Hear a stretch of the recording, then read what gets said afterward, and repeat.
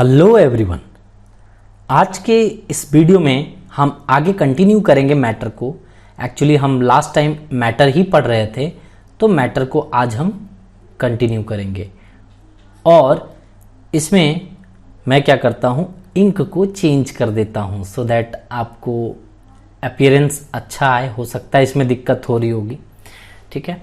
तो चलिए अब हम बात कर लें थोड़ा सा मैटर की। तो मैटर में हमने बेसिक डेफिनेशन तो आपको बता दिया था।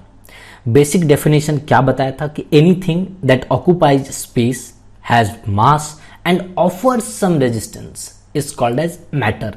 हमने बड़े डिटेल में आपको समझा भी दिया था कि मैटर क्या होता है। जितने भी खाने के हैं, पीने के हैं, जो भी सामान आपके आसपास में पहनने के हैं, या जो भी अपने आसपास में जो देख पाते हैं, वो सब कुछ मैटर है जो स्पेस ऑक्यूपाई करे, है ना, ऑफर्स करे कुछ रेजिस्टेंस, है ना। तो ये सब कुछ मैटर कहलाता है बेटा। तो एक्चुअल में हम क्या कहते हैं, द स्पेस एनीथिंग ऑक्यूपाई, तो उसको वॉल्यूम कहते हैं। वो जो स्पेस ऑक्यूपाई करता है ना, वो वॉल्यूम है एक तरह का, ठीक है। And the amount of matter anything contains is called मास, है ना। यानी कि जो भी वो मतलब वो मैटर जो कंटेन कर रहा है अपने आप में, वही उसका मास है, जो उसके इंटरनल चीजें हैं। अब हम बात करते हैं कि मैटर के लिए कुछ कैरेक्टरिस्टिक्स की बात कर लें कि वो किस किस कैरेक्टर का होता है, उसमें क्या क्या होते हैं। तो सबसे पहली बात अगर हम बोलें तो charge particle in matter. Charge particle in matter, matter में चार्ज भी होते हैं। ये इलेक्ट्रिकली चार्ज होते हैं बेटा। इलेक्ट्रिकली चार्ज कहने का मतलब क्या है सर? जब आप दो रॉड को एक दूसरे से रब करेंगे ना, है ना, दो रॉड ले लीजिए, उसको या तो आप सिल्क से रब कर दीजिए, ठीक है, तो आप देखेंगे कि चार्ज क्रिएट हो जाएगा उन दोनों के बीच में, है ना। एक में पॉजिटिव चार्ज, एक में नेगेटिव चार्ज, कोई भी चार्ज क्रिएट हो सकता है। तो मैटर में हम कहने का मतलब है कि यहां पे चार्ज भी होता है। एक बेसिक सा अगर हम एग्जांपल ले लें जो घर में आप इंप्लीमेंट कर सकते हैं, घर में जो आप देखते हैं अक्सर, वो क्या करते हैं कि आप एक कॉम्ब ले लीजिए, है ना, कॉम्ब ले लीजिए और कंघी जो बाल झाड़ते हो आप, तो वो कॉम्ब ले लें और क्या करें, आप उसको रब करें अपने बाल में, तेजी से आप उसको रब करिए, है ना। उसमें ऑयल भी लगा हुआ है, तो ऑयल भी एक अलग चार्ज पार्टिकल है ना। और कॉम्ब में आप उसको पूरी अच्छे तरीके से उसको रब कीजिए, ठीक है। उसको रब करने के बाद आप क्या कीजिए कि एक जगह पर पीस ऑफ पेपर, छोटे छोटे पीस ऑफ पेपर आप ले लीजिए और तुरंत रब करने के बाद इस कॉम्ब को यहाँ पे पीस ऑफ पेपर के सामने लाइए। देखिए ये पीस ऑफ पेपर जो होता है ना बेटा, उससे अट्रैक्ट करने लगता है। ये अक्सर हमने बचपन में करते हैं, अक्सर देखते हैं ये चीज, ठीक है। फिजिक्स में भी आपको ये चार्ज के बारे में बताया जाता है कि आप ऐसा करेंगे तो वहां पे देखेंगे। तो मैटर क्या होता है बेटा, मैटर में चार्ज भी होते हैं। तो ये बताने का मेरा मेन मोटो था। हम बचपन में ये भी किया करते थे कि एक चेयर में क्या करते थे, एक आदमी को बिठा दिया करते थे, ऐसे करके एक आदमी को चेयर में बिठा दिया करते थे, है ना। तो जब हम चेयर में इसको बिठा देते थे और हम क्या करते थे, लगातार एक सिल्क के कपड़े से, है ना, सिल्क के कपड़े से या कोई कपड़े से, कॉटन के कपड़े से आप लगातार इसको हिट करें, इस चेयर को हिट करें, और ये जो आदमी है ये पूरी तरीके से चेयर में सट के बैठा हुआ है, पूरा कांटेक्ट में है, ठीक है। तो आप इसको लगातार इस तरीके से हिट करते रहेंगे, चेयर में हिट करेंगे ना, और कोई दूसरा आदमी जब इसको छुएगा तो कभी कभी करंट का झटका भी लगता है। आप क्या करते हो एक्चुअल में, यहां पे चार्ज क्रिएट कर देते हो। तो कहने का मतलब है कोई भी आप पार्टिकल ले लीजिए, ये चेयर से ट्रांसफर करा दिया आपने। हालांकि मैं यही कहना चाह रहा हूं सिंपली कि चार्ज पार्टिकल इन मैटर, कोई भी मैटर जो आप देखते हो बेटा, उसमें चार्ज भी होते हैं, उसमें पॉजिटिव नेगेटिव चार्ज हो सकते हैं, ठीक है, वो अट्रैक्ट करते हैं। अच्छा, हम दूसरी बात कर लें तो हम मैटर के स्टेट की बात करते हैं कि आखिर ये कौन कौन से स्टेट होते हैं। तो आपने बचपन से ये सुना ही है, या फिर आप नहीं सुने हो तो मैं आपको बता दूं कि इसका जो स्टेट होता है, दूसरा जो पॉइंट है, ये फर्स्ट पॉइंट आपने चार्ज देख लिया, दूसरा पॉइंट की हम बात कर लें तो ये स्टेट ऑफ मैटर की हम बोलते हैं, स्टेट ऑफ मैटर की। तो यहां पे तीन तरीके के जनरल स्टेट आप पढ़ते हैं, जो मेनली जो कैटेगराइज करा जाता है मैटर को, वो तीन कैटेगरी में किया जाता है। नंबर 1 इज सॉलिड कैटेगरी किया जाता है, है ना। और नंबर 2 यहाँ पे लिक्विड बोला जाता है, ठीक है। एंड थर्ड वन जो हम बोलते हैं, थर्ड वन इज गैस। हालांकि इसके अलावा और भी स्टेट होते हैं, स्टेट्स ऑफ मैटर और भी होते हैं, ठीक है। अभी हम और भी स्टेट्स ऑफ मैटर बीईसी बताएंगे, बोस-आइंस्टाइन कंडेंसेट बताएंगे आपको, है ना, और भी प्लाज्मा बताऊंगा। तो ये सब आगे चल करके क्लास 9th में आपको पढ़ाऊंगा। बट मेनली आप समझिए कि स्टेट्स ऑफ मैटर में हम मेनली 3 तरीके से इसको क्लासिफाई करते हैं, that is solid, liquid and gas. क्योंकि हमें बड़े डिटेल में इसको कवर करना है बीईसी और प्लाज्मा को, तो क्लास 9th के सिलेबस में है वो, हम वहां पे कवर करेंगे इसे। अब हम चलिए आगे बढ़ते हैं, यहाँ पे कुछ एग्जाम्पल्स लेकर के बता दें कि सॉलिड आखिर सर कौन कौन से सॉलिड होते हैं। मान लीजिए बेटा आपने आइस ले लिया, तो आइस कैसा होता है, सॉलिड नेचर का होता है, ठीक है। आपने मान लीजिए ईंटें, जो ब्रिक आप लेते हो, है ना, जो घर के आसपास में या घर जो बना हुआ होता है जिससे, है ना, वो ब्रिक क्या है, सॉलिड स्टेट का है बेटा। आप इसके शेप को चेंज नहीं कर सकते, ये पूरी तरीके से सॉलिड होता है। कोई भी लकड़ी जो आप देखते हो घर के अगल बगल में, जो वुड आप देखते हो, वो क्या है, सॉलिड है ना। इसी तरीके से आप कोई भी आयरन पार्टिकल आप देख लें, जो भी आयरन के, जैसे आपके घर में जो गेट लगा है, आपके घर में जो विंडो लगा है ना, तो वो सब जो हैं वो आयरन के हैं, तो वो भी एक सॉलिड नेचर का है। तो बहुत सारे आपके आसपास में ढेर सारे सॉलिड पार्टिकल्स हैं। जो आप पेन से लिख रहे हो वो सॉलिड नेचर का है ना। तो बहुत सारे सॉलिड आपको देखने को मिलता है। तो आप ऑब्जर्वेशन करिए, फील करिए बेटा नेचर को, है ना। जो पढ़ाया जाता है उसको डेली लाइफ में सोचने की कोशिश करिए कि आखिर क्या क्या है। नेक्स्ट अगर हम लिक्विड में बात करें, तो लिक्विड भी बहुत सारे, जो घर में आप पानी पीते हो, है ना, जल ही जीवन है जिसे कहते हो आप, वो क्या है, लिक्विड है ना। लिक्विड का मतलब क्या है, ये विच कैन फ्लो। तो यहाँ पे देखिए लिक्विड है ना। ऐसे तो गैसेस भी फ्लो कर सकते हैं, मैंने यहाँ पे लिक्विड की बात करी है। तो लिक्विड जैसे आप देख लीजिए यहाँ पे, ये क्या है, वाटर के केस।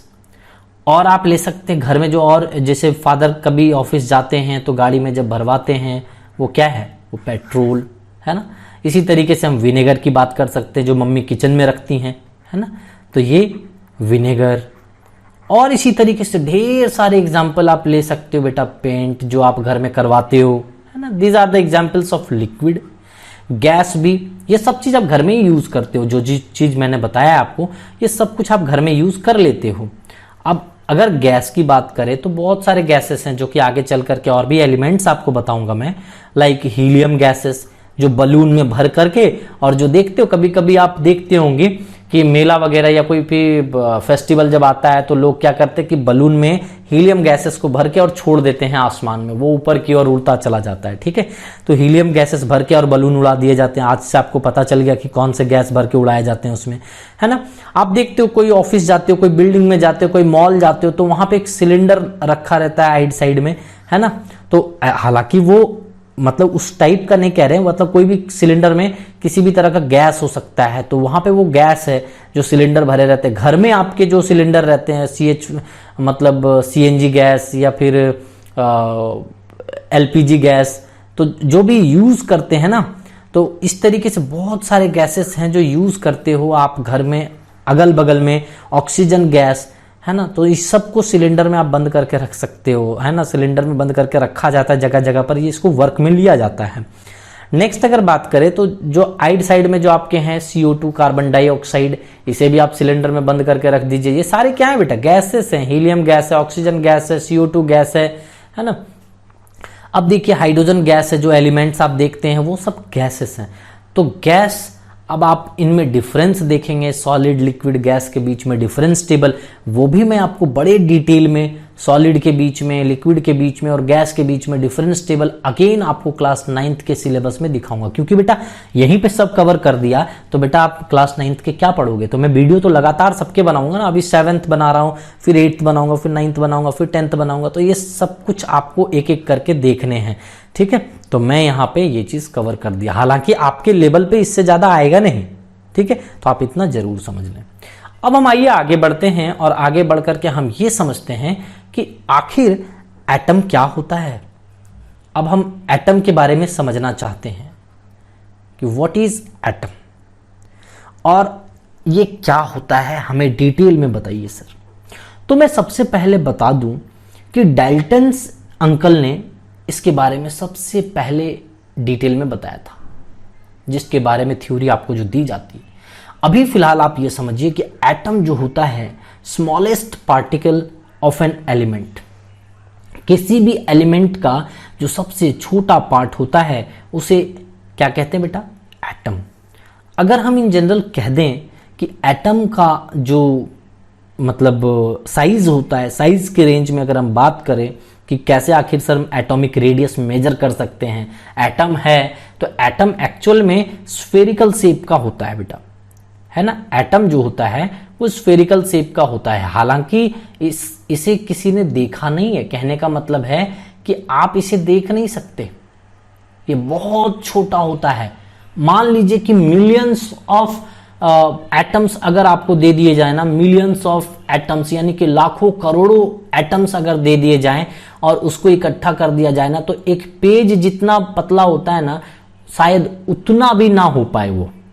सोचिए कितना छोटा होता है। करोड़ों आपको एटम दे दूंगा मैं, फिर भी आप ये पेज के जैसा उतना पतला भी आप नहीं कर पाओगे, एक थिन शीट्स की तरह भी नहीं कर पाओगे। इतना छोटा एटम होता है बेटा, आप इसे फील करिए, है ना। अगर मान लीजिए कि मैं बोलूं कि सर इसकी रेडियस कैसे मेजर किए जाएंगे, मान लीजिए कोई स्फेरिकल शेप का है बेटा, तो इस तरीके से रेडियस भी तो डिफाइन कर सकते हो कि न्यूक्लियस से लेकर के ये वाला दूरी जो आउटर मोस्ट यहाँ पे इलेक्ट्रॉन होगा उसकी दूरी को हम रेडियस कह सकते हैं। तो सर रेडियस किस फॉर्म में रहता है, तो रेडियस जो होता है बेटा यहाँ पे एटम्स का जो रेडियस होता है वो हम देखते हैं कि एंगस्ट्रॉम के रेंज पे आप कहते हैं, है ना। So 1 angstrom is equal to 10 to the power -10 metre, यानी कि इसकी जो रेडियस होती है बेटा वो 10 टू द पावर -10 मीटर के रेंज में होती है। ये बहुत छोटा होता है। आप इमेजिन कर सकते हैं इसी को 10 टू द पावर -10 को कैसे लिखेंगे बेटा, 0 पॉइंट, है ना, यहाँ पे 1 आर्मस्ट्रॉन्ग लिखे तो 10 टू द पावर -10 0.0। अब देखिए 10 बार यहाँ लिखना पड़ेगा, 9 0 दे दीजिए, 2 3 4 5 6 7 8 9 और यहाँ पे 1 दीजिए। नाउ यू कैन इमेजिन इतना मीटर, ठीक है, इतना छोटा वैल्यू है बेटा। इसी रेंज में इसकी रेडियस होती है, इसकी रेडियस इसी रेंज में होती है। और बहुत लोग किसी किसी बुक में या बहुत सारे लोग आपको कहेंगे कि नैनोमीटर में भी होता है, ठीक है। तो 1 नैनोमीटर इज इक्वल टू आप लिख सकते हैं 10 टू द पावर -9 मीटर। तो ये दोनों वैल्यू में हम कभी कभी इसको रिप्रेजेंट करते हैं, रेडियस एटम्स के रेडियस को हम इस वैल्यू में बताते हैं, ठीक है। अब मैं आपको इसके डिस्कवरी के बारे में बताऊं। ये स्फेरिकल होता है, इसके रेडियस आपने देख लिए कि किस तरीके से इसके रेडियस डिफाइन की जाती हैं। अब मैं आपको बताता हूं इसके डिस्कवरी ऑफ एटम के बारे में।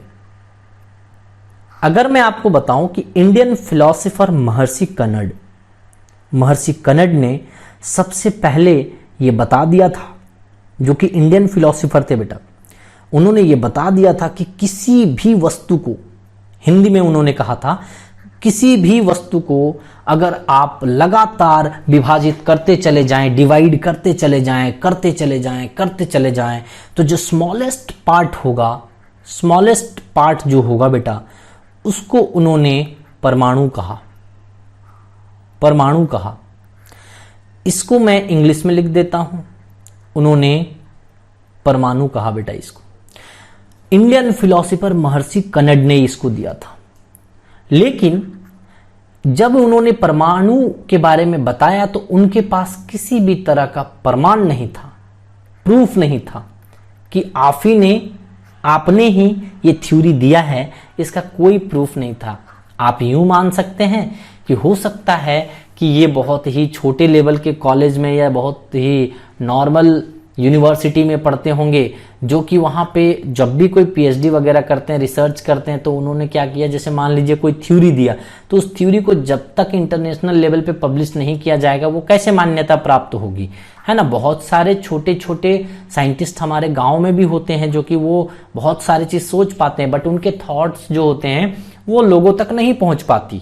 तो ये वही ऐसा ही कुछ हुआ होगा जिसके कारण हम इंडियन फिलोसोफर ने ये थ्योरी तो ऑलरेडी परमाणु के दे दिए थे, एटम्स को ही बेटा हिंदी में परमाणु कहते हैं, एटम्स की थ्योरी दे दी थी, बट इनके पास परमाणु कहने के लिए किसी भी तरह का प्रमाण नहीं था, यानी कि प्रूफ नहीं था, इसीलिए हम इसको नहीं मानते हैं। जस्ट हम पढ़ लेते हैं कि परमाणु इन्होंने दिया था। लेकिन जैसे जैसे आगे बढ़ते चले जाते हैं, ठीक है, आप देखेंगे कि डाल्टन्स ने इसकी थ्योरी दे डाली, और चूंकि वो अच्छे यूनिवर्सिटी में होंगे, इसकी पब्लिसिटी अच्छी हुई होगी, तो ये पूरे डाल्टन्स जो फेमस होता है ना, इसीलिए आप पढ़ते हैं बेटा Dalton's atomic theory, Dalton's atomic theory. हालांकि इन्होंने बहुत बेहतर कॉन्सेप्ट नहीं दिया, लेकिन something is better than nothing. उस समय जब कुछ भी नहीं था तो उन्होंने इतना चीज बता दिया, वो ही अपने लिए बहुत कुछ है। तो डाल्टन्स एटॉमिक थ्योरी के नाम से हम जानते बेटा, तो सबसे पहले अच्छे तरीके से जो उन्होंने बता रखा था वो डाल्टन्स ने ही बताया था। बहुत सारे एक्सपेरिमेंट किए थे इन्होंने, बस सोच करके इन्होंने बता दिया था, थिंकिंग करके बता दिया था, बट इन्होंने बहुत सारे एक्सपेरिमेंट भी किए थे, और तब जाकर के उन्होंने कुछ स्टेटमेंट दिए थे और उनके पेपर पब्लिश हुए थे। तब जाकर के हम जान पाते हैं कि डाल्टन्स ने एटम्स की थ्योरी दिए। अब हम ये समझते हैं कि आखिर एटम होता कितना बड़ा है ना। एटम कितने बड़े होते हैं, ये तो आखिर बहुत छोटे हैं, लेकिन मैं आपको एक फैक्ट बताता हूं कि मान लीजिए कि ये एक एटम है। कभी भी कोई एटम होता है बेटा, तो उसके बीचों बीच में न्यूक्लियस होता है उसका, है ना, और उसी न्यूक्लियस में, है ना, ये न्यूक्लियस है, और इसी न्यूक्लियस में बेटा न्यूट्रॉन एंड प्रोटॉन होता है, न्यूट्रॉन एंड प्रोटॉन होता है। और ये जो सेल है ना, इसको सेल कहते हैं, ये इसमें इलेक्ट्रॉन घूमता रहता है। तो यहां पे अगर हम बात करते हैं, कोई भी एटम ले लो, एनी एटम, ये एटम है, और कोई भी एटम ले लो, तो एटम का जो अभी आपने देखा कि एटम का जो शेप होता है, या तो आर्मस्ट्रांग में कहते हो 1 आर्मस्ट्रांग, या फिर आप कहते हो नैनोमीटर में 1 नैनोमीटर। लेकिन जो न्यूक्लियस की साइज बोली जाती है, ये न्यूक्लियस का जो साइज कहा जाता है, इसको फर्मी में कहा जाता है, 1 फर्मी, यानी कि 10⁻⁻15 मीटर। बेटा देखो, ये 10⁻⁻15 मीटर है। कहने का मतलब है कि आप अगर किसी भी एटम को ले लें, तो आप देखिए 1,00,000 गुना इनके बीच में 5 जीरो का डिफरेंस है। ये होता है 10⁻10 metre. 1 Armstrong is equal to 10⁻10 metre, और ये 1 fermi is equal to 10⁻15 metre. तो देखेंगे तो 1,00,000 गुना का यहां पे फर्क है, 1,00,000 गुना का फर्क है। यानी कि कोई भी एटम अपने न्यूक्लियस से 1,00,000 गुना बड़ा होता है। एटम 1,00,000 गुना बड़ा होता है बेटा अपने न्यूक्लियस से। तो यानी कि आपको ये फैक्ट जान करके बहुत ही मजा आया होगा, आपको अच्छा लगा होगा। इस चीज को फील करिए बेटा, जितना धीरे धीरे हो सकता है चीजों को समझने की कोशिश करिए, फील करिए कि केमिस्ट्री क्या है। नेक्स्ट हम बात करते हैं कि जैसे जैसे एटम्स यानी कि एलिमेंट्स की डिस्कवरी होने लगी, तो हम सिंबोलाइजेशन करने लग गए, कि यानी कि उसको हम सिंबल बताने लग गए, है ना, सिंबल के बारे में, कि आखिर कोई एलिमेंट्स आता है सर, तो उसे रिप्रेजेंट करना भी बहुत जरूरी है। मान लीजिए पहले हाइड्रोजन की कोई भी एलिमेंट डिस्कवर हुआ होगा, तो आप अपने पास तो ढेर सारे एलिमेंट आने लग गए, hydrogen, helium, lithium, beryllium, boron, carbon, nitrogen, oxygen, बहुत सारे एलिमेंट्स आने लग गए। ठीक है बेटा, तो यहाँ पे अगर इतने सारे एलिमेंट्स आने लग गए, तो उनको आखिर हम पूरा का पूरा बार बार थोड़ी ना लिखेंगे, तो आप एक ब्रीफ रिप्रेजेंटेशन मेरे को बता दीजिए, है ना। तो यहाँ पे सिंबल कहने का मतलब है एक ब्रीफ रिप्रेजेंटेशन होता है किसी भी एलिमेंट के। और सबसे पहले उनके बारे में बताने वाले जो थे, एक स्वीडिश केमिस्ट जो थे, बर्जीलियस, है ना, बर्जेलियस जो थे वो सबसे पहले केमिस्ट थे जिन्होंने ये बता रखा था क्या, कि कैसे आपको यहां पे सिंबलाइजेशन करना है। ठीक है, तो ये आखिर जो ABCD का जो लेटर हुआ करता था बेटा, वो लेटर को देख करके उन्होंने बताना स्टार्ट करा। जैसे मान लीजिए कि हाइड्रोजन है, फॉर एग्जाम्पल मैं आपको एग्जाम्पल के तौर पे बताऊं कि आप लिखेंगे अगर हाइड्रोजन, तो इसका पूरा लिखेंगे इस तरीके से हाइड्रोजन। ठीक है, तो हाइड्रोजन का पहला लेटर उन्होंने इस तरीके से ले लिया और H से इंडिकेट करना हाइड्रोजन को स्टार्ट कर दिया। आप अगर देखेंगे इसके बाद जो एलिमेंट आता है वो हीलियम होता है बेटा, हीलियम। ठीक है, तो हीलियम अगर होता है तो इसे He से कहना स्टार्ट कर दिया। तो H क्यों नहीं कहा सर? क्योंकि बेटा H रिपीट हो जाता, इसीलिए पहले H को नहीं लिया, तो यहां पे दोनों ले लिए He। अब ऐसा भी होने लगता है कि बहुत बार, जैसे अभी बहुत सारे एलिमेंट है बेटा, यहां पे लिथियम मान लीजिए आप, लिथियम तो हम Li से इंडिकेट करते हैं इसको, बेरिलियम को Be से इंडिकेट करते हैं। तो